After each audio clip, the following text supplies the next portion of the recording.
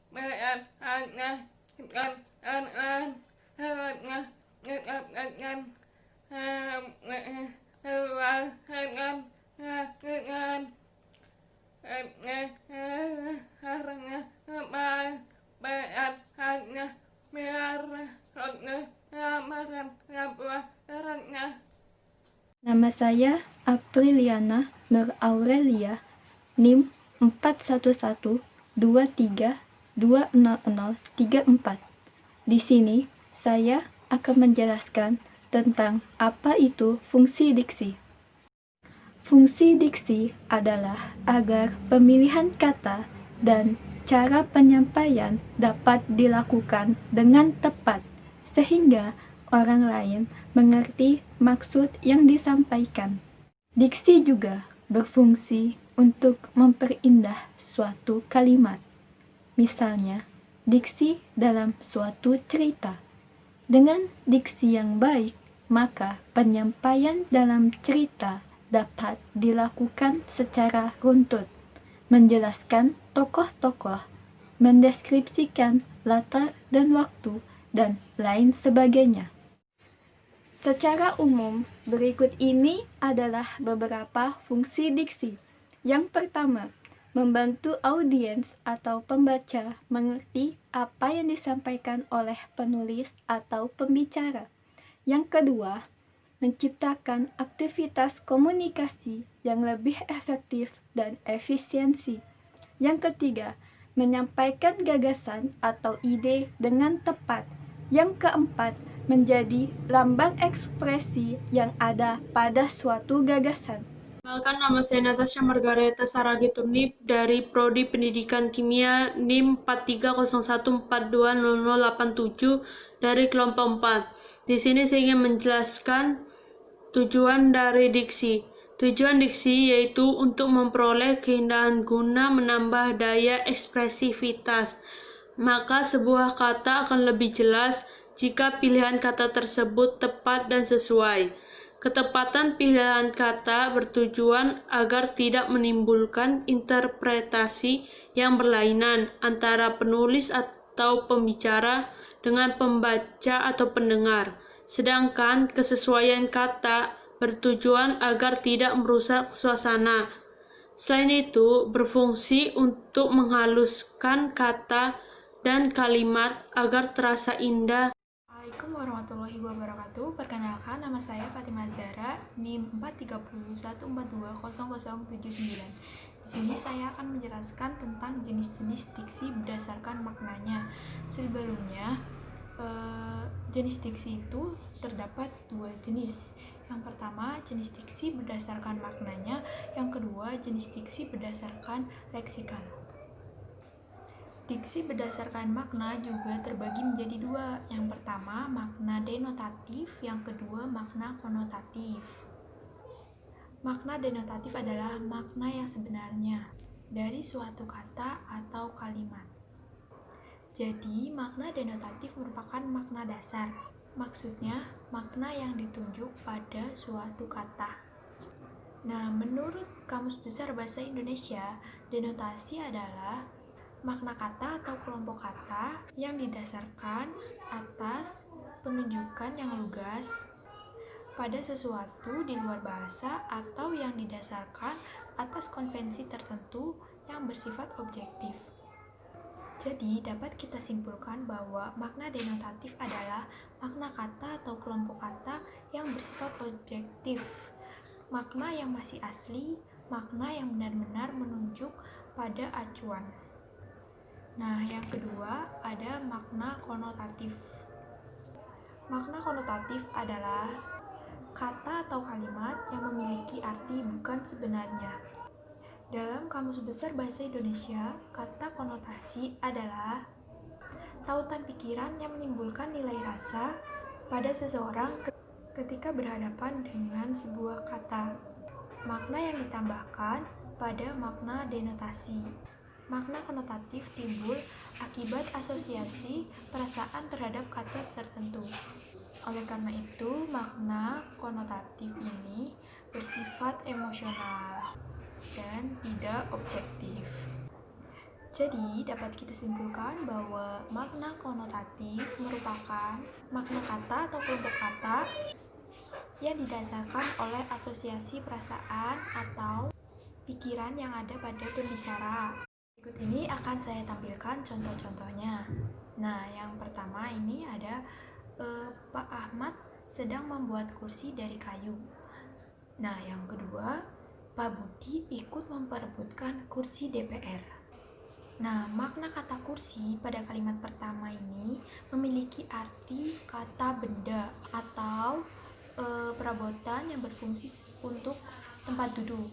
Nah, kalimat yang kedua ini, kata kursi ini merujuk pada arti kedudukan atau jabatan seseorang.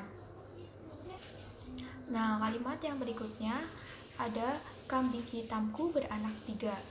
Makna kata kambing hitam pada kalimat pertama ini memiliki arti seekor hewan. Nah, kalimat yang kedua ini, kambing hitam ini memiliki arti bahwa orang yang dianggap bersalah. Assalamualaikum warahmatullahi wabarakatuh. Perkenalkan, saya Muhammad Kafi Dermawan dari Prodi Kimia akan menjelaskan tentang diksi secara leksikal. Apa sih leksikal itu? Leksikal sendiri menurut KBPI memiliki arti berkaitan dengan kata, berkaitan dengan leksem, atau berkaitan dengan kosakata. Nah, dalam diksi ini memiliki kurang lebih 7 leksikal yang akan saya bahas kali ini. Yaitu ada sinonim, antonim, homonim, terus homofon, homograf, polisemi, dan juga hipernim atau hiponim. Pertama, sinonim, yaitu kata yang memiliki arti yang sama dengan kata lain. Contohnya, bahagia memiliki arti yang sama dengan senang. Begitu juga dengan matahari memiliki arti yang sama dengan mentari. Kedua, antonim, yaitu kata yang memiliki arti berlawanan dengan kata lain. Contohnya, naik berlawanan dengan turun, besar berlawanan dengan kecil, banyak berlawanan dengan sedikit. Yang ketiga, homonim, kata yang memiliki lafal dan ejaan yang sama, namun artinya berbeda satu sama lain. Contoh, bulan itu terlihat bulat penuh malam ini. Terus, semua karyawan mendapatkan gaji setiap bulan. Kata bulan pada kedua kalimat tersebut memiliki arti yang berbeda, walaupun ejaan dan lafalnya sama. Keempat, homofon, kata yang memiliki ejaan makna yang berbeda namun lafalnya sama. Contohnya, Anton menabung uangnya di bank secara rutin. Kedua, Bang Anton bekerja di perusahaan pembiayaan. Kata bank dan bank, BANK dan BANG pada kalimat di atas memiliki lafal yang sama namun ejaan dan maknanya berbeda. Kelima, homograf, kata yang memiliki lafal dan arti yang berbeda namun ejaannya sama. Seperti kalimat yang pertama, makanan favorit wanita itu adalah tahu goreng. Yang kedua, wanita itu tidak tahu kalau hari ini libur. Kata tahu pada kalimat di atas ejaannya sama tetapi memiliki arti yang berbeda. Keenam, polisemi, kata yang memiliki lebih dari satu arti. Contohnya, kalimat yang pertama, Para nasabah yang menabung di bank akan mendapat bunga setiap bulan. Kalimat yang kedua, Andini adalah salah satu bunga desa yang paling cantik. Kata bunga pada kalimat di atas memiliki arti yang berbeda, walaupun katanya sama. Yang ketujuh, hipernim dan hiponim, yaitu kata yang dapat mewakili dengan kata lain. Hipernim adalah kata yang dapat mewakili banyak kata lain, sedangkan hiponim adalah kata yang dapat terwakili oleh hipernim. Contohnya, di kebun binatang itu terdapat banyak binatang liar, misalnya gajah, singa, rusa, buaya, kuda, dan lain-lain. Pada kalimat di atas, binatang liar merupakan hipernim, sedangkan kata hiponim gajah, singa, buaya, rusa, kuda, dan lain-lain. Mungkin itu saja. Wassalamualaikum warahmatullahi wabarakatuh. Assalamualaikum warahmatullahi wabarakatuh. Perkenalkan, nama saya Fitri Nurdiana dengan NIM 42014200010. Saya dari Prodi Pendidikan Fisika. Di sini saya akan menjelaskan atau memaparkan tentang syarat-syarat ketepatan diksi. Saya akan memaparkan tentang 10 syarat-syarat ketepatan diksi yang dapat dilihat di PPT yang telah tertera. Oke, untuk syarat yang pertama adalah membedakan secara cermat dinotasi dan konotasi atau makna dinotasi dan makna konotasi. Di sini kita telah mempelajari bahwa dinotasi yaitu bermakna asli atau disebut juga makna asli, makna sesungguhnya atau tidak membentuk makna ganda. Sedangkan untuk konotasi, kebalikan dari dinotasi yaitu makna tidak asli, makna tidak sebenarnya, dan juga dapat menyebabkan makna ganda. Di sini saya ambil contoh yang pertama, kalimat pertama yaitu bunga edelweiss hanya tumbuh di tempat yang tinggi, itu merupakan dinotasi. Sedangkan untuk kalimat yang kedua yaitu Sinta adalah bunga desa di kampungnya, itu merupakan konotasi. Untuk kalimat pertama dan kalimat kedua yang saya garis bawahi adalah kata bunga. Pada kalimat pertama, kata bunga itu bermakna sesungguhnya yaitu makna bunga, gitu loh. Sedangkan untuk di kalimat kedua, bunga, kata bunga ini tidak lagi bermakna sama seperti di kalimat pertama yaitu bermakna bunga. Sedangkan pada kalimat kedua, makna bunga yang diikuti dengan kata desa yaitu bunga desa itu bermakna orang yang paling cantik atau orang yang paling disegani di kampungnya. Itulah yang membedakan antara konotasi dan juga dinotasi. Dinotasi itu bermakna sesungguhnya, sedangkan konotasi itu tidak bermakna sesungguhnya. Selanjutnya, syarat yang kedua yaitu membedakan dengan cermat kata-kata yang hampir bersinonim. Kata yang hampir bersinonim itu maksudnya seperti apa? Yaitu kata-kata yang penulisannya dan juga maknanya itu hampir sama. Di sini saya mengambil contoh. Untuk kalimat pertama adalah Ajelosi pengubah kata sandi arsip-arsip penting dan sangat terkenal. Yang kedua adalah perhitungan yang sangat jeli dalam audit perusahaan A itu menjadi pengubah peraturan yang mengetatkan perilaku karyawan. Untuk pada kalimat pertama dan juga kedua, untuk kalimat pertama yang saya garis bawahi adalah pengubah, dan pada kalimat kedua yaitu pengubah.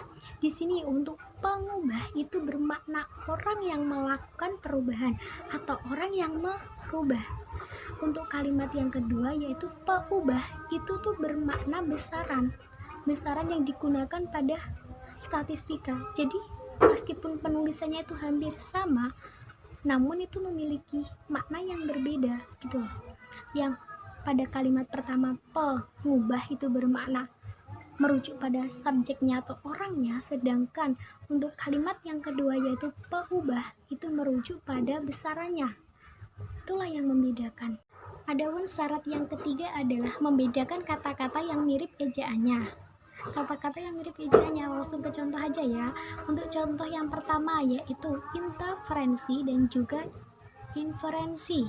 Untuk contoh yang kedua yaitu syarat dan juga syarat. Di sini pada kalimat pertama yaitu atau kata pertama yaitu intervensi itu kan artinya saling mempengaruhi, sedangkan inferensi itu artinya kesimpulan. Sungguh sangat berbeda maknanya. Ya bukan, meskipun penulisannya itu hampir sama dan terkadang itu lidah kita itu salah mengucapkan. Untuk yang kedua yaitu syarat. Syarat itu yang berarti bunting atau penuh, sedangkan untuk syarat yang penulisannya itu SYARAT itu berarti ketentuan. Jelas berbeda bukan maknanya untuk syarat dan juga syarat.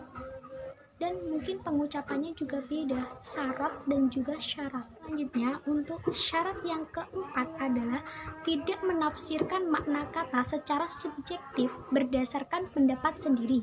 Jika pemahaman belum dapat dipastikan, pemakaian kata harus menentukan makna yang tepat di dalam kamus. Contohnya gini, misalnya tuh bagaimana sih? Gini loh, kita itu tidak boleh memaknai kata itu secara subjektif. Apa yang kita mau itu tidak boleh.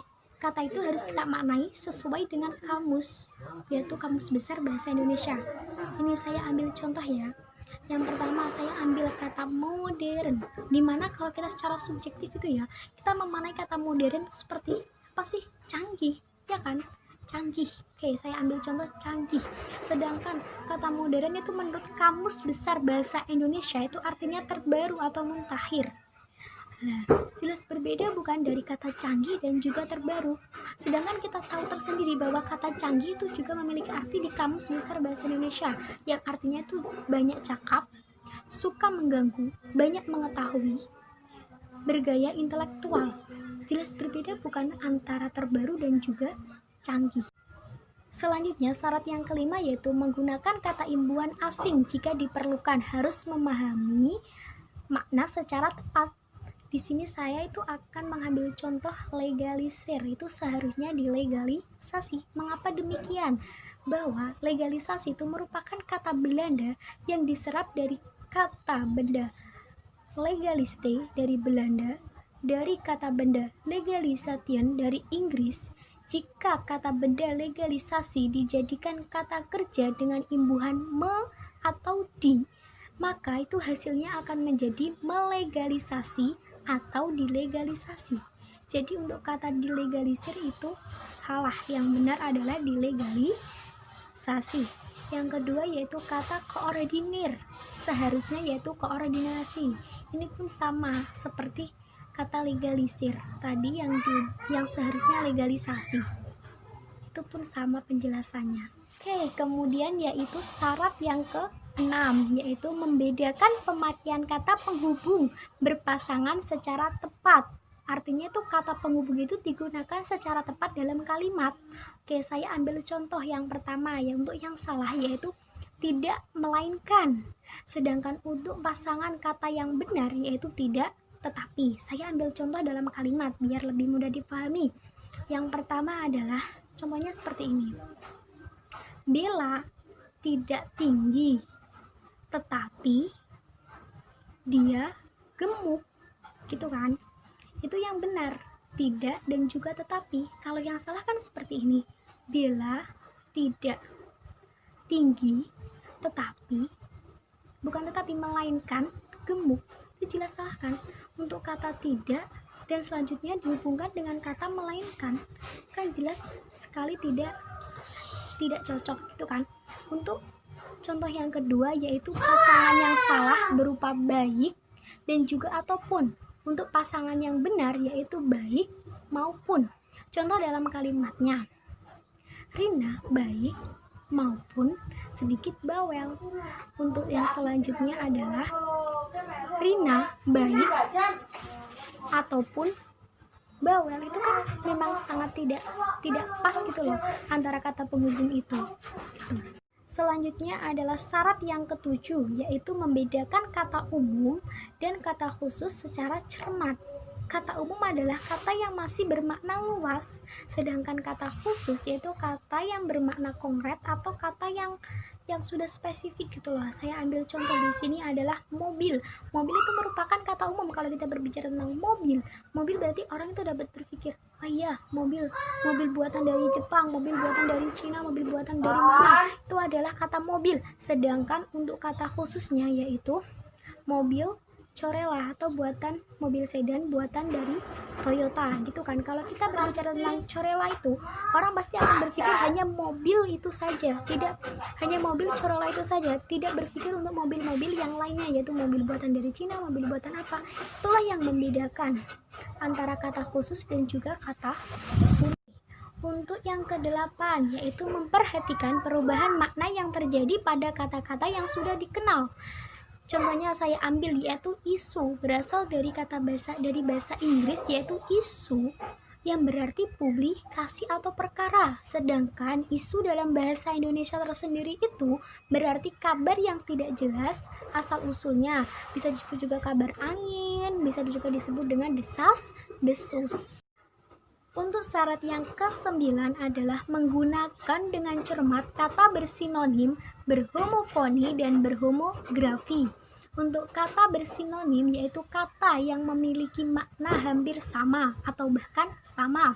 Yang kedua adalah homofoni, yaitu merupakan kata yang pengucapannya itu sama namun penulisan serta maknanya itu berbeda.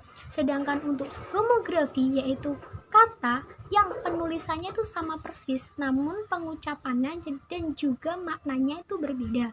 Untuk contoh dalam sinonim, yaitu saya ambil kata hamil dan juga bunting. Ini maknanya hampir sama, namun kalau hamil itu lebih digunakan untuk manusia, sedangkan bunting itu untuk hewan. Selanjutnya adalah homofoni. Saya ini menggunakan bank dan juga bank. Di sini bank yang pertama itu dengan penulisan BANK, itu yang berarti tempat penyimpanan uang. Sedangkan yang kedua yaitu bank, yaitu BAENG, yaitu yang berarti panggilan kakak laki-laki. Di sini tuh penulisannya itu berbeda, maknanya juga berbeda yang tadi telah saya sampaikan. Namun pengucapannya itu hampir sama. Sedangkan untuk homografi yaitu kata apel dan juga apel. Di sini apel itu berarti buah dan apel yaitu berarti upacara. Jelas di sini maknanya itu berbeda dan juga pengucapannya berbeda meskipun penulisannya itu sama. Kita telah sampai di syarat yang terakhir, yaitu menggunakan kata abstrak dan juga konkret secara cermat. Kata abstrak itu seperti apa sih? Yaitu kata yang mempunyai referensi berupa konsep. Sedangkan kata abstrak yaitu kata yang mempunyai referensi berupa objek yang diamati. Di sini saya ambil contoh, yaitu untuk kata abstrak.